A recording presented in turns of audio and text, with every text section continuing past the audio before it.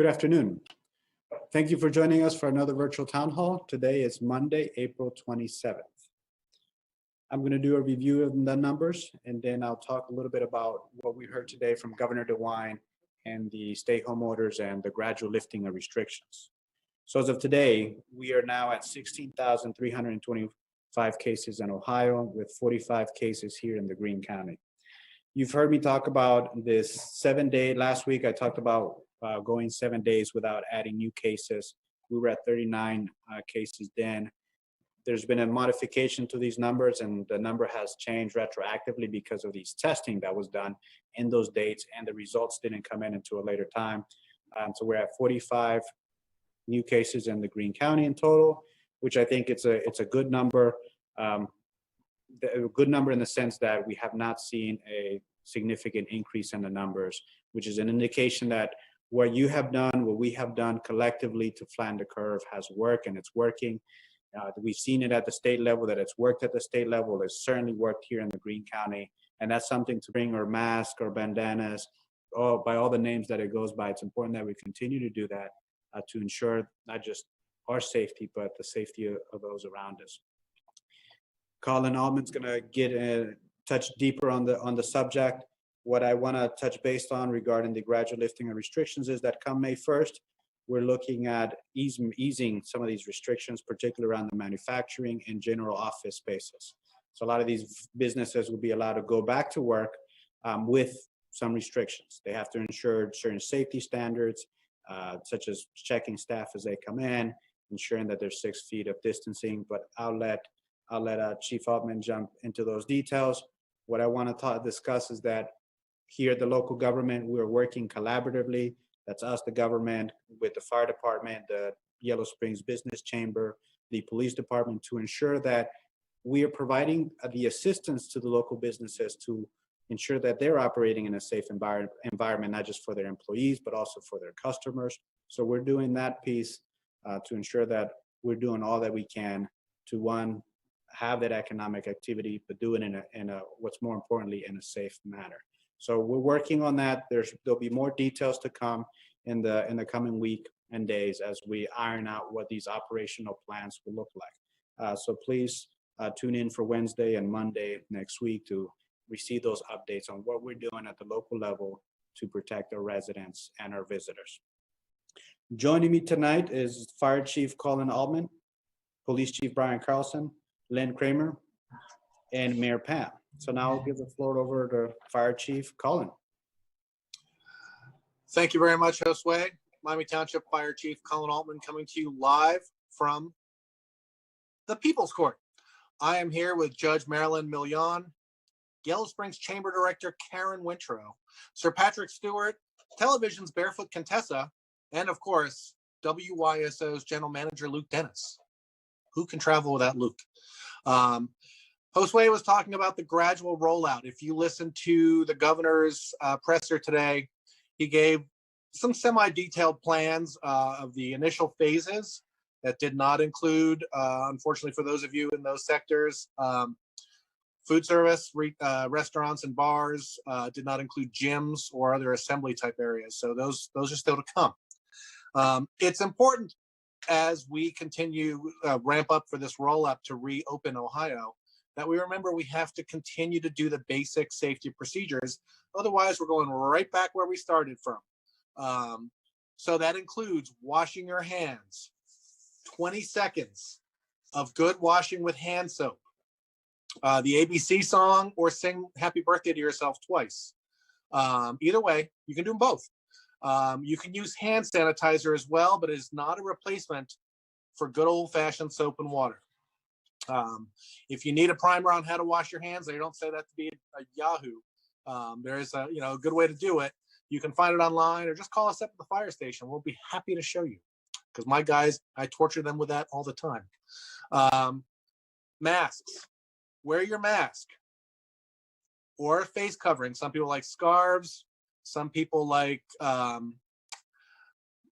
things. It escapes me now. But scarves and masks and little things you can pull up, bandanas. Important with your cloth masks, unless you purchased or made one that is dry clean only. which I don't know who you are, but if you did, good for you. These are usually cotton, which means you do need to wash them. If you wear this every day, for a week, and you're breathing into it, and you might be sneezing, coughing, so you want to wash these. They can be washed. You can wash them by hand in your sink with some soap, detergent, or you can put them in your washing machine. Unless they are, of course, dry clean only. Then you've got some weird satin kind of mask going on there, and whatever you like. Remember still to social distance. This is going to be a real big thing over the next several months. Stores, you've already seen some. Tom's, Dollar General have the floor markings of how far you should be standing apart. You're going to be seeing that everywhere as we start to reopen the state. So get used to that and play along. I realize some people think it's an inconvenience to have to put a mask on to go out in public. If you're not doing it for you, do it for your sweet old grandma. It's not that big of a deal. We have literally hundreds of people in the village and the township who are making these things. You can buy them from retail stores. Of course, it's America, so capitalism is reigning, and every company now is making one of these, including Yves Saint Laurent with some diamond L's on it. So what else could you ask for? Also, while we're talking safety, and I realized that he was not advocating for this, but Poison Control is getting tons and tons of calls about this. Do not ingest or inject disinfectant. It is really bad. Do not ingest or inject sunlight. I don't know how you're going to do that one, but don't do it. Just don't do it. Disinfectant is for surfaces. Clean those surfaces regularly, but don't ingest it. Last but not least, at the township, at Miami Township Fire Rescue, which, you know, that's us, we are working collaboratively and closely with the Chamber of Commerce to help assure that the reopening goes smoothly. Our fire inspectors will be assisting businesses in figuring out how they can comply with all these new requirements. So we're there if you need us. Give us a call, 767-7842, or of course, if it's an emergency, 911. Don't abuse the 911, otherwise you may have to go and see her, which you don't want to do. She's pretty nasty. Anyway, if nothing else, back to you, Josue. Thank you, Chief. And now we'll hear from Police Chief Brian Carlson. Chief. Thank you, Josue. Chief. Good evening, everyone. So your police department is doing very well. All staff are well, and we are covering all of our shifts as normal. As Village Manager Sal Moran mentioned, we'll be meeting tomorrow morning as staff to talk about the gradual lifting of the restrictions. I do want to say one note that I don't have any inside information. I'm watching at 2 o'clock every day as the governor speaks and learning as well. I'm happy to give any answers that I can, but at this point, I'm in the same situation of learning how gradual liftings are happening as everyone else. A reminder to everyone in town, today we've been very busy. The weather's been beautiful. We are seeing more groups of people, specifically younger people. We're seeing a lot of bicyclists, skateboarders, rollerbladers, and a lot of folks just out trying to enjoy the weather. Please, I know it may seem like we're maybe being infiltrated, but please, you can contact the police with any complaints or anything, but I just urge you and remind you to remember kindness. And the best advice I can give you is if you see someone who's not using the methods that we've been using in Yellow Springs for safety and precautionary techniques, just avoid, stay away, and then go about your business as well. We're always here, happy to take any calls, but we have been receiving some, specifically telling us that people aren't following the governor's orders. So remember kindness. And my mom always said, it's sometimes better to be kind than right.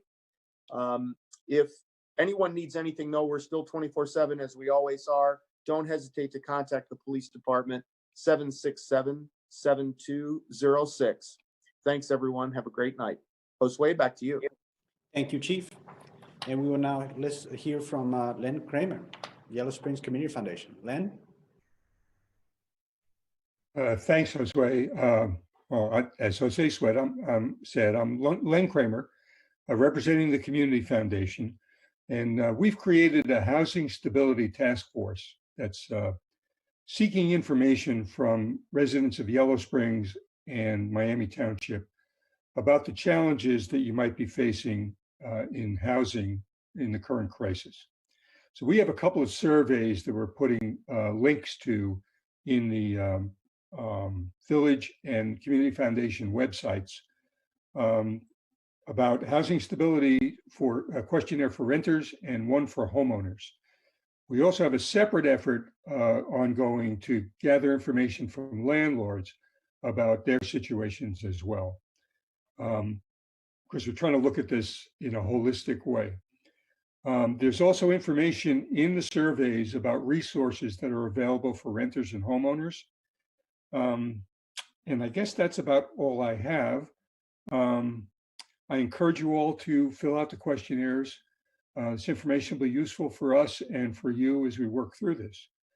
You can contact me. My contact information is on the websites and will be on the, one more thing. For those of you who may not have access to internet or don't use internet, we will be getting questionnaires in paper form out to the neighborhood block contacts. So you can rely on them to get you questionnaires and paper to fill out. And our contact information and resource information will be available on those as well. So that's all I have. Over to you, Josue. Ben, thank you. And now we will hear from Mayor Pam. Mayor? Thank you, Josue. I have one announcement tonight, fellow villagers and township people, but it's an important one. It's a reminder. If you still haven't returned your primary election ballot, it's now too late to put it in the mail, as it needed to be postmarked by 4:30 today. Your only option is to make sure, if you've got your completed ballot in hand, is to make sure it gets into the Greene County Board of Elections on Ledbetter Road, Xenia, before 7:30 p.m. tomorrow, Tuesday, and is deposited in the secure ballot box outside their door. Philip, if you could put up that picture now.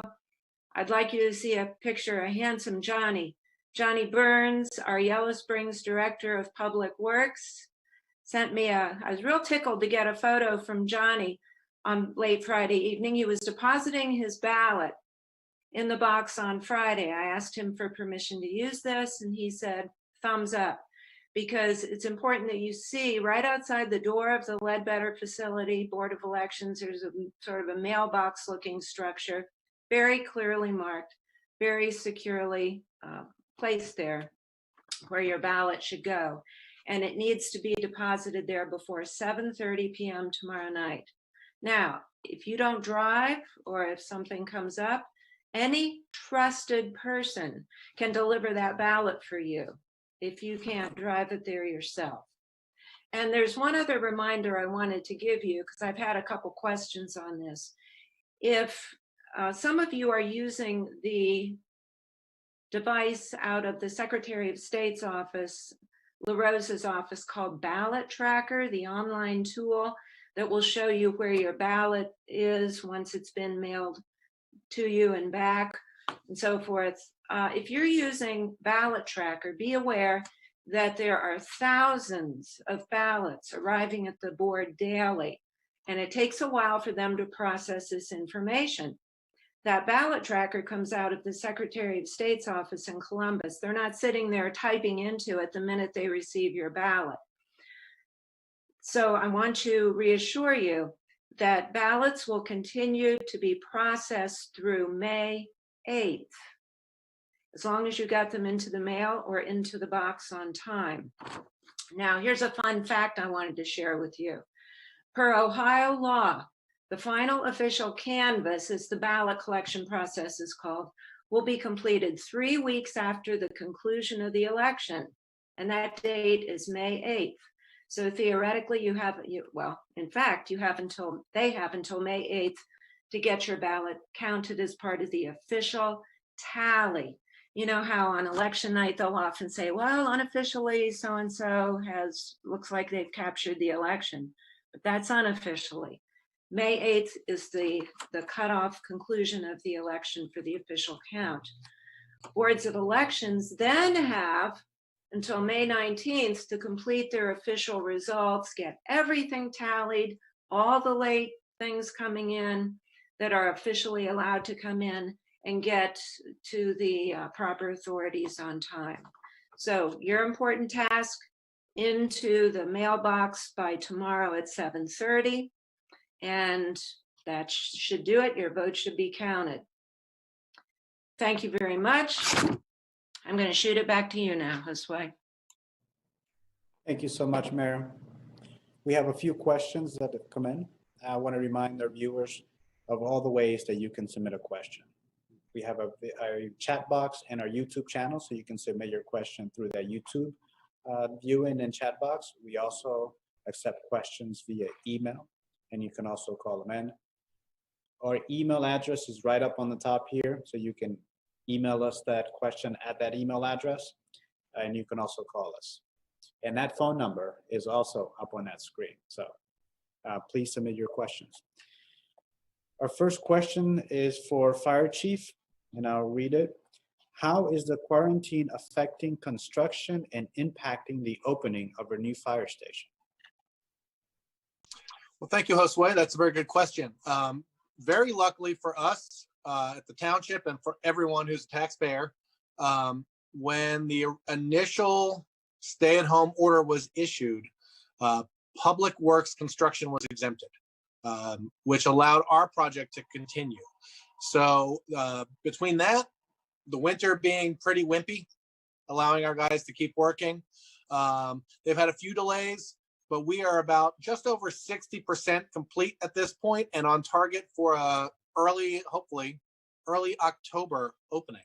So as you drive by, you'll see a lot of progress going on, and hopefully you'll all be available to join us sometime in early October for the grand opening. That's great, and progress has been tremendous on this site. I've seen your drone pictures, your aerial views, so I look forward to your next series of photos. Good, very good. Mm-hmm. All right, our next question is for several of us, and we'll start with the fire department. What is the plan for Miami Township Fire Department, Police Department, and the village to help local businesses evaluate their space situation to reopen? That's first part. Second part of the question is, how are they determining maximum capacity? And the third part is, how many businesses do we have? So I will get us started on the first part, that the governor's office has issued guidance on how these businesses are to operate. There's individual guidelines for different industries. One of them is manufacturing. And there's guidelines for how employees, what precautions employees need to take, what precautions the business need to take, and what precaution the customers of that business will need to take. So there are different guidelines for the different group of individuals. So for the employees, we need to ensure a working space that ensures that there's a 6 feet of physical distancing, that there are protective measures such as hand washing opportunities or spaces where employees can wash their hands on a regular basis. Sanitation supplies have to be provided so that all these high touch areas are clean on a regular basis. So the same guiding principles would apply to the manufacturing sector, the general office sector, and also the consumer, retail, and services sector. Now that sector has a delay easing of restrictions to May 12th. These are the broad overviews. I'm sure the governor's office is going to issue additional guidelines for other activities, such as the gyms, the spas, the recreational activities, and whatnot. So there's more information to come out of that. Now I'll pass the floor over to Fire Chief Colin, because he and Chamber and Police Department are working on evaluating the individual spaces and how to determine the capacity and other things. Colin? Thank you. Yeah, one of the things that we'll be doing, our staff of fire inspectors, is working with whichever businesses want us to help them determine what their occupancy rate can be. The governor today spoke of maximum occupancies being capped at 50% of the fire code allowable rate. Most people don't know what their fire code allowable rate is. So that's where we come in. So we'll come in utilizing formulas and measurements and all this other space age stuff, and help businesses figure out what's going to be allowable and then also what works for them. So our guys are going through a little special extra training, and then we will be able to help from the big businesses down to the smallest business, if they want us to come in for free and help them kind of arrange things and see how things work. We work in this capacity with the health department. They're the ones who are responsible for everything. But in Greene County, there's just over 6,000 different businesses, and we don't have that many health inspectors. So they're kind of relying on local entities to help out. And since occupant load and space allotment is a fire code thing, typically, that's where we come in.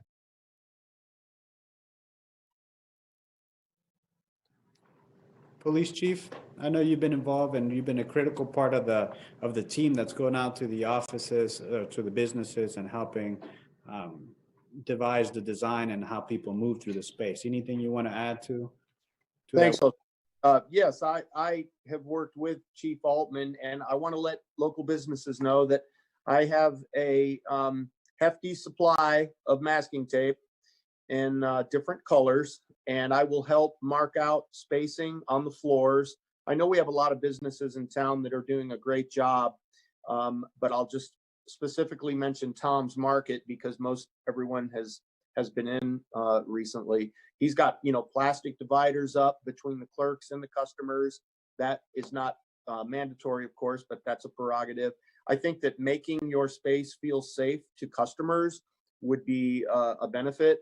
So Tom's got his floors marked off as well, every 6 feet, and that seems to be working as well. But don't hesitate to contact myself. I will work with Chief Altman, and we can actually come in and work with you on creating a safe space. And Josue, just also important for people to realize that this is not an enforcement activity. This is more of educational and assistance that we're coming out to help people with this stuff. So we're not coming out to write tickets. So Yes, thank you, Colin. I really appreciate that because, we have been proactive of going and providing assistance to the businesses and helping to ensure that those essential services continue. There have been situations where we've been put on the enforcement road, and we've had some business not following the guidelines, or whether due to lack of understanding of the guidelines or blatant disregard for the guidelines. And the county has received complaints on some of our business, and we've had to go out there and do some enforcement. But the vast majority of her work has been collaborative and helping businesses improve their operations and provide whatever assistance that we can. So I want to thank you, Colin, and you, Police Chief Carlson, that you guys are out there with kindness of your heart to helping every business with all that you can. So thank you. Okay, we have another question.